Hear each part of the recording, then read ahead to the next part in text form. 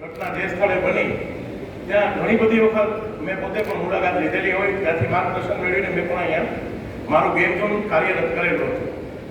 આ બનાવની જાણ થતાં અમે અમારી સાઈડથી તો કોઈ ચૂક નથી એની ચકાસણી કરવાનો પ્રયત્ન કર્યો.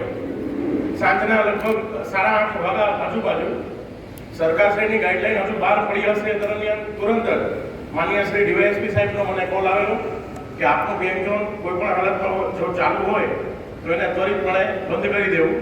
અમે એ જ સમયે અમારા ગેમ ઝોનને બંધ કરી દીધું હતું સ્વેચ્છાએ, અને થોડા સમયની અંદર પ્રભાર બાપનું પોલીસ સ્ટેશન અમારા સિનેમા અમારું એના અંડરમાં આવે છે તે ટીમ આવતા ચોક્કસપણે અમે સરકારશ્રીના માર્ગદર્શનને ફોલો કરવા માટે બંધ કરેલ. ત્યારબાદ બીજા દિવસે હું જ્યારે રસ્તામાં હતો ત્યારે કલેક્ટરશ્રી દ્વારા અમારા સિનેમાનું પણ ચેકિંગ હાથ ધરવામાં આવેલું.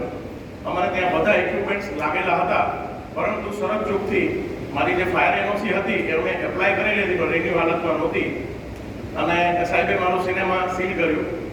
એ સમયે મને ખૂબ જ આઘાત લાગ્યો હતો કે ભાઈ હું સાહેબશ્રીને ભલામણો કરું કે પર્સનલી પણ એમને ફોન કરેલા તો એમને મને ત્યારે ઠપકો આપ્યો કે સરકારની આવી ગાઈડલાઈન હોય, અત્યારે ગુજરાતની આવી પરિસ્થિતિ હોય ને તમે સમજતા નથી, આ વાત ખોટી કહેવાય.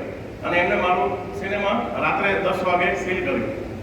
ત્યારબાદ હું અહીંયા આવ્યો વેરાવળ અને હું સાહેબને મળવા ગયો ત્યારે એને મને આખી વાત સમજાવી કે તારું જે લાયસન્સ છે કદાચ રિન્યુ થવામાં પડ્યું પણ છે, વસ્તુ બરાબર પણ છે, પણ જો બેટા કાલ રાત્રે કોઈ બનાવ બન્યો હોય તો જેવી સજા રાજકોટ ટીઆરપી મોડવાળાને મળી છે કે ગેમ ઝોન વાળાને મળી છે એ સજાનો ભોગ તું ન બન, એટલા માટે આ તારા હિતમાં અમે સિનેમા બંધ કર્યું છે. અમે સરકારશ્રીની દરેક ગાઈડલાઈન મુજબ અમારા જે પણ પેપર્સ ઘટતા હતા એ બધા જ પેપર્સ કોઈ પણ હરેસમેન્ટ વગર અમે 2 કે 3 દિવસની અંદર સરકારી કચેરીમાં રજૂ કરતા. અમને ક્યાંય લાઈનમાં પણ નથી બેસાડ્યા, કોઈ વસ્તુમાં હેરાનગતિ પણ નથી કરી. ઉલટાનું આરએસી સાહેબ ડેપ્યુટી કલેક્ટર દ્વારા આશ્વાસન આપવામાં આવ્યું હતું કે અમે દિવસ રાત જાગીને પણ તમારું જે કાર્ય છે એ પૂરું કરી દઈશું.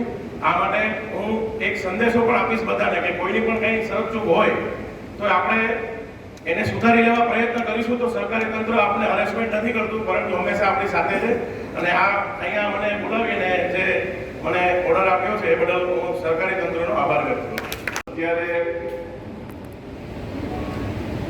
આપણે અલગ અલગ વ્યવસાયના લોકોને એટલા માટે બોલાવ્યા છે કે એમને એ વાતનું જ્ઞાન થાય કે ભાઈ મારા જેવો વ્યવસાય કરું છું એમાં શું શું ત્રુટીઓ છે, કેવા કેવા પ્રકારના મારે પરવાના લેવાના હોય, કેવી કેવી જોગવાઈનું મારે પાલન કરવાનું. આજે બનાવ બન્યો અમે તરત નીકળી પડીએ અને સીધા સીલ કરી દઈએ એ પણ થાય, પણ એવું અમારે નહોતું કરવું. અમારે પહેલાં જાગૃતિ થઈને લોકો પોતાની ફરજ પ્રત્યે જાગૃત થાય.